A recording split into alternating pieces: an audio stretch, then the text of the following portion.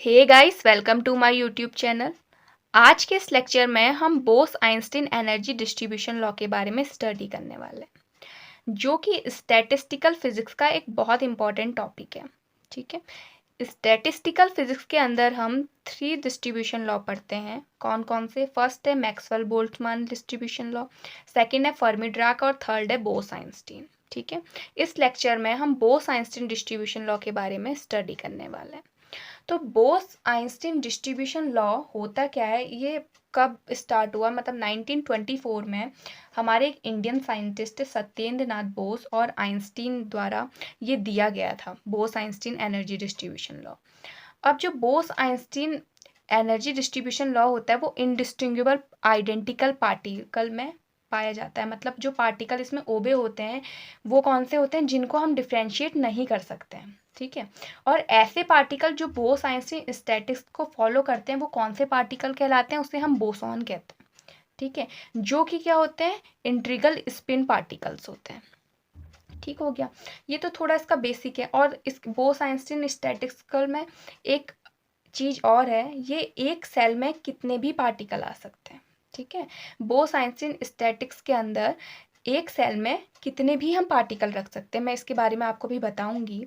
तो सबसे पहले हम देख लेते हैं, Bose Einstein statics is applied into indistinguishable identical particle having integral spin particle like photons, meson, etc. Are called boson. ठीक है, boson doesn't obey Pauli exclusion principle. ये पाउली एक्सक्लूजन प्रिंसिपल को फॉलो नहीं करते हैं, इसलिए इसमें एक सेल के अंदर कितने भी पार्टिकल आ सकते हैं। ठीक है, जबकि अब हम जब इसके अगले लेक्चर में फर्मी डिराक के बारे में पढ़ेंगे तो वो क्या है, वो पाउली एक्सक्लूजन प्रिंसिपल फॉलो करता है, इसलिए उसमें एक जो हमारा सेल होगा उसके अंदर केवल एक ही पार्टिकल आएगा, इसमें हम कितने भी रख सकते हैं। ठीक है, अब देखिएगा, हम कंसीडर करेंगे एक आइसोलेटेड सिस्टम। ठीक है, आइसोलेटेड सिस्टम हम एक कंसीडर करेंगे जिसे हम के कंपार्टमेंट में बांटेंगे। ठीक है, अब जब के कंपार्टमेंट में हम उसे बांटेंगे तो हम किस किस चीज़ में बांटेंगे? नंबर ऑफ पार्टिकल में, एनर्जी वैल्यूज़ में, नंबर ऑफ एलिमेंट्री सेल्स में। ठीक है, तो हम ऐसे लिख लेंगे, let the system divided into K compartment such that number of particle n1 n2 to n K. ठीक है, के कंपार्टमेंट में बांट रहे हैं इसलिए एनर्जी वैल्यूज़ को हम यू से डिनोट करेंगे, u1 टू यू के, और नंबर ऑफ एलिमेंट्री सेल को हम किस में डिनोट करेंगे? जी से। ठीक है, g1 टू जी के। अब एक बात का ध्यान रखना, हम यहाँ पे बात कर रहे हैं थर्मोडाइनेमिकल प्रोबेबिलिटी की। तो थर्मोडाइनेमिकल प्रोबेबिलिटी क्या होगी इसमें, हम इसे कैसे एक्सप्रेस करेंगे? अब देखिएगा, इसे एक्सप्रेस करने के लिए जैसे मैं मान लेती हूँ मेरे पास एक सेल है।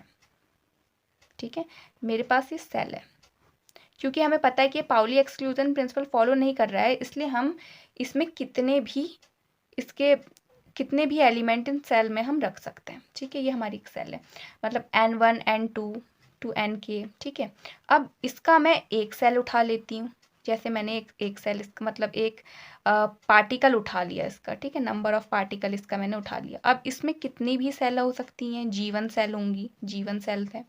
ठीक है, जी के तक का कितनी भी सेल इसमें हो सकती हैं। तो अब हम इसे क्या मतलब थर्मोडाइनेमिकल प्रोबेबिलिटीज की क्या होगी उसके बारे में हम कर रहे हैं, आपको ये समझ आ गया होगा। अब जैसे मैंने मान लिया, मैं एक एग्जांपल ले लेती हूँ कि मेरे पास जो रो हैं वो कितनी हैं? n1 रो है, मतलब मान लिया मैंने 3 मेरे पास रो है, मेरे पास 3 रो हैं। ठीक है, और जो g1 है, g1 क्या है? सेल। मान लेती हूँ मेरे पास 2 क्या है? सेल है। ठीक है, मतलब मेरे पास एक डब्बा है, उसके अंदर मुझे क्या करना है? ठीक है, मेरे पास 2 g1 कितने हैं? 2 हैं। मेरे पास 2 एलिमेंट्री सेल हैं, मुझे इसमें n1 पार्टिकल्स रखने हैं। ठीक है, हम इसे ऐसे समझ सकते हैं कि मेरे पास 2 एलिमेंट्री सेल हैं, मुझे इसके अंदर n1 पार्टिकल रखने हैं, तो मैं कैसे रखूँगी, इसकी क्या प्रोबेबिलिटी होगी, तो हम उसको देख लेते हैं। ठीक है, या तो ऐसा हो सकता है कि मैं तीनों पार्टिकल इसमें रख लूँ और इसमें 0 रख लूँ। ठीक है, या दूसरा केस ऐसा हो सकता है कि मैं इसमें 2 पार्टिकल रखूँ, 1 पार्टिकल इसमें रख लूँ। तीसरा केस ये हो सकता है कि मैं इसमें 0 पार्टिकल रखूँ, तीनों के तीनों पार्टिकल मैं इसमें रख लूँ। और चौथा केस ये हो सकता है कि इसमें 0 रखूँ और इसमें 3 पार्टिकल रख दूँ। तो मेरे पास कितना बने? 4 बना, 4 इसकी क्या हो जाएगी, प्रोबेबिलिटी हो जाएगी। तो यहाँ पे मैं इसे कैसे कंसीडर करूँगी, तो हमारे पास क्या हुआ कि 3 हमारे पास क्या थे, नंबर ऑफ पार्टिकल थे, ठीक है। 2 मेरे पास क्या थी, एलिमेंट्री सेल थे, ठीक है। माइनस हम फैक्टोरियल सम में निकालेंगे, ठीक है। और फिर नंबर ऑफ पार्टिकल का फैक्टोरियल और हमारे पास नंबर ऑफ एलिमेंट्री सेल का फैक्टोरियल, ठीक है। अगर मैं इसको अब मैं देख नहीं पा रही हूँ कि इसमें 4 हमारे बनेंगे, ठीक है। तो इसको सॉल्व करके 4 आना चाहिए, ठीक है। तो ये कितना आ जाएगा, देखना, 4 factorial upon 3 factorial into 1 factorial. तो कितना आ गया, 4 into 3 into 2 into 1 upon 3 into 2 into 1, ठीक है। 4 आ रहा है ना, समझ आया आपको। इसका क्या यहाँ पे लिंक है, यहाँ पे इसका थर्मोडायनेमिकल प्रोबेबिलिटी से लिंक है, डब्ल्यू से। कैसे, तो अब हमें इसे अरेंज करना होगा। अब अरेंज कैसे करेंगे, हम इसकी टर्म में अरेंज करेंगे ना। यहाँ पे 3 क्या था, 3 हमारा n था, मतलब इसको अब हम रिलेट करते हैं n, ठीक है, n1 मान लेते हैं। 2 क्या है हमारा, g है, तो g1 माइनस 1 फैक्टोरियल। अभी हमें फर्स्ट सेल के लिए निकाल रहे हैं, ठीक है। ये क्या था, n1 factorial upon g1 minus 1 factorial, ठीक है। ये 1 सेल के लिए ऐसे निकलेगा, ठीक है। ऐसे ही हम के सेल के लिए निकालेंगे। तो यहाँ पे मैंने एक एग्जांपल के थ्रू आपको समझाया कि इसमें थर्मोडायनेमिकल प्रोबेबिलिटी कैसे निकलेगी। आई होप आपको समझ आया होगा। अगर आपको कोई भी डाउट है तो आप कमेंट सेक्शन में पूछ सकते हैं। तो यहाँ पे हम थर्मोडायनेमिकल प्रोबेबिलिटी W दिखाएंगे, W equal to N1 plus ये N के तक का, ठीक हो गया। अब हम क्या करेंगे कि अब हम देख रहे हैं सब में किसका साइन है, मल्टीप्लाई का साइन आएगा, ठीक है। मल्टीप्लाई का साइन है हमारे पास, तो मल्टीप्लाई के सिंबल के लिए, जैसे हमें पता है एडिशन को करने के लिए हम समीशन का यूज़ करते हैं, ऐसे ही इसमें मल्टीप्लिकेशन को करने के लिए, डिनोट करने के लिए पाई का यूज़ करते हैं, बड़ा पाई, ठीक है। आई इक्वल टू 1 to k और दिस, ठीक हो गया। हमारे पास ये आ गया। अब हम क्या करेंगे, जो N1 और G1 है वो हमारे बहुत लार्ज है, तो यहाँ पे हम N1 G1 लार्ज है तो 1 को क्या कर लेंगे, नेगलेक्ट कर देंगे। तो नेगलेक्ट करके हमारा ये आ जाएगा, ठीक है। अब इसके बाद हम क्या करेंगे, देखिएगा। अब ये जो हमारा एक्सप्रेशन है इसका हम लेंगे लॉग, लॉग लेंगे बोथ साइड। तो W का लॉग W आ जाएगा। अब इसका जब हम लॉग लेंगे तो क्या होता है हमारे पास, हमें पता है log A upon B C कितना होगा, log A minus log B minus log C। तो ये क्या हो जाएगा, देखिए ये इसमें A बन जाएगा, ये पूरा टर्म, और ये B और ये C, तो ये हमारा इस टर्म में आ रहा है ना। तो हम इसको कैसे लिख देंगे, log A minus log B minus log C, factorial के साथ लिखेंगे। तो हमारी इक्वेशन नंबर फर्स्ट आ गई। ये बहुत इंपॉर्टेंट यहाँ पे हो जाता है। अब इसी से सारे हमारे एक्सप्रेशन सॉल्व होंगे, ओके। अब हम देख पा रहे हैं कि यहाँ पे हमारा जो N1 और G1 था वो बहुत लार्ज था, तो हमने 1 को नेग्लेक्ट कर दिया है, और यहाँ पे लॉग भी है, तो हम स्ट्रीलिंग फॉर्मूला ले लेंगे जो कि होता है log n factorial equal to n log n minus n। इसका हम यहाँ पे यूज़ करेंगे, ठीक है, क्योंकि हमें ये सब कंडीशन दिख रही है यहाँ पे। तो इक्वेशन नंबर हमारी 2 आ जाएगी। अब ये जो इक्वेशन नंबर 2 है, ठीक है, इसको हम 1 से रिलेट करेंगे। कैसे रिलेट करेंगे, मेरे कहने का मतलब क्या है कि ये जो है और ये जो है, ये इसको हम अलग अलग में सेकंड का यूज़ करके इसको हम एक्सप्रेस करेंगे। जैसे सबसे पहले ये वाली टर्म ले ली मैंने इक्वेशन नंबर फर्स्ट से, ठीक है, ये हमने ले ली, ठीक है।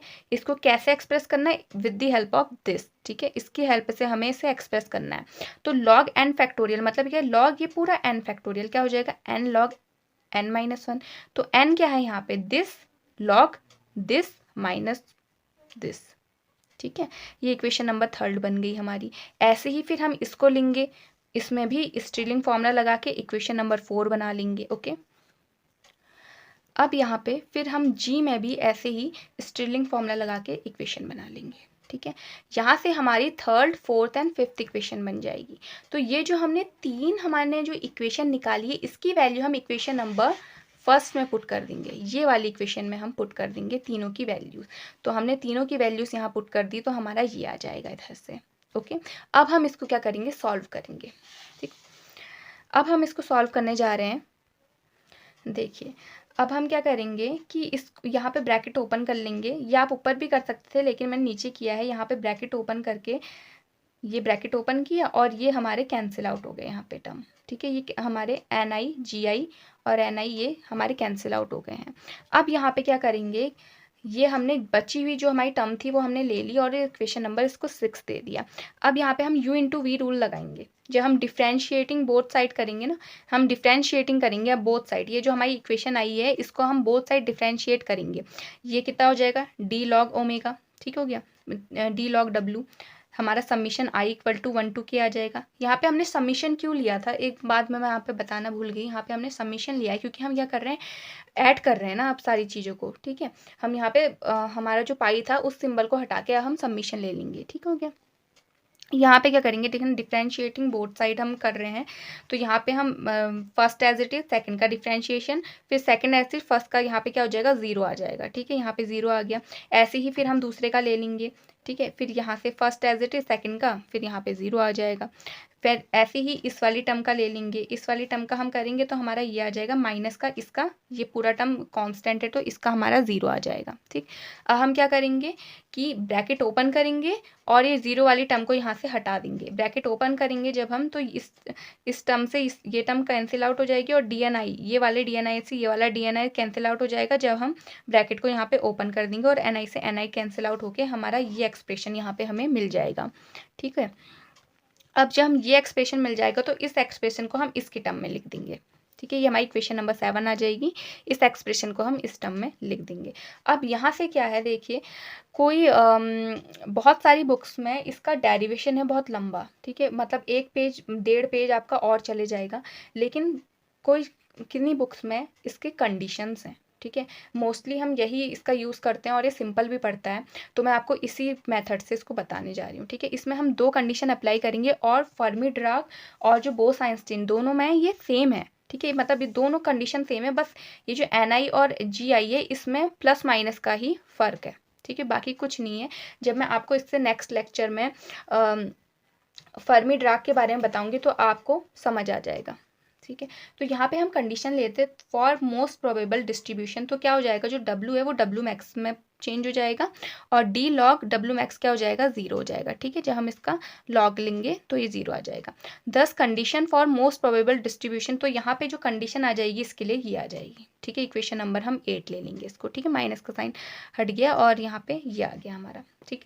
अब क्या आएगा, मैंने आपको बताया जैसे यहाँ पे 2 कंडीशंस आती है, तो 2 कंडीशंस क्या होती हैं, सबसे पहले टोटल नंबर ऑफ पार्टिकल के लिए, मतलब n के लिए, ठीक है, टोटल नंबर ऑफ पार्टिकल हमने फर्स्ट स्टार्टिंग में भी लिया था, तो n से हमने इससे डिनोट करा था, तो वो क्या हो जाएगा, कांस्टेंट हो जाएगा। तो ये हमने क्या लिखा दिया, कांस्टेंट दिखा दिया समीशन का साइन लगा के। तो यहाँ पे अब इससे डिफ्रेंशिएट करेंगे तो हमारा ये आएगा, इक्वेशन नंबर हमने 9 दे दिए इसे। सेकंड कंडीशन है टोटल एनर्जी, जो हमारी एनर्जी है वो सिस्टम की वो कांस्टेंट मान लेंगे, एनर्जी को हम कांस्टेंट मानेंगे तो हमारा ये कांस्टेंट आ जाएगा। अब से डिफ्रेंशिएट करेंगे तो हमारा ये आ जाएगा, हमें इक्वेशन नंबर 10 दे देंगे, ओके।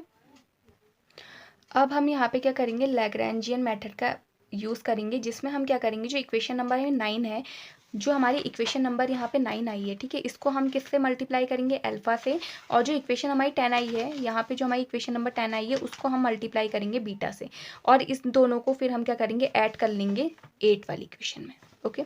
तो वही हमने किया है, मैंने यहीं पे इन दोनों को मल्टीप्लाई करके इक्वेशन नंबर 8 में ऐड कर दिया, इससे हमारा एक्सप्रेशन ये आया, ठीक है। अब हम क्या करेंगे, जो डी एन आई है ये हमारा क्या है, इंडिपेंडेंट है, तो यहाँ पे इसको ये आ जाएगी इससे कंडीशन, ठीक हो गया। अब हम क्या करेंगे, थोड़ा एडजस्ट करेंगे, ई की पावर में लेके जाएंगे और ये माइनस वाली टर्म को फिर हम प्लस बनाने के लिए ये जो जी आई अपॉन एन आई आ जाएगा, ठीक है। इसे हमने क्या किया, एन आई इसको हमने अलग अलग कर लिया और ये जो माइनस वाला सिंबल है इसको हटाने के लिए यहाँ पे प्लस आ जाएगा, तो ये उल्टा हो जाएगा, ठीक हो गया। तो अब हम यहाँ पे क्या करेंगे, ये जो 1 है, ये 1 को हम इस साइड लेके जाएंगे और हमें वैल्यू चाहिए, एन आई की वैल्यू चाहिए, तो एन आई की वैल्यू के लिए ये वाली टर्म इसके नीचे आ जाएगी, तो ये हमारा एक्सप्रेशन आ जाएगा। ये इसी एक्सप्रेशन को हम बोस-आइंस्टीन डिस्ट्रीब्यूशन के नाम से जानते हैं, ठीक है। तो इस टॉपिक में हमने, मतलब इस लेक्चर में हमने बोस-आइंस्टीन डिस्ट्रीब्यूशन लॉ के बारे में सब पढ़ लिया। इसके अगले लेक्चर में हम फर्मी ड्राग डिस्ट्रीब्यूशन लॉ के बारे में पढ़ेंगे, जो कि ऐसा ही है, उसमें यही कंडीशन सारी फॉलो होंगी, बस वहाँ पे क्या किस में चेंज आएगा, थर्मोडाइनेमिकल प्रोबेबिलिटी में थोड़ा चेंज आ जाएगा, बाकी सारी कंडीशन ये रहेगी और थोड़ा प्लस माइनस में ही ऊपर नीचे होगा, क्योंकि थर्मोडाइनेमिकल प्रोबेबिलिटी वहाँ पे अलग होगी, ठीक है। I hope you like my videos. If you like my videos please like share and subscribe. अगर आपको कोई भी डाउट हो तो आप कमेंट सेक्शन में मुझसे पूछ सकते हैं। Thank you.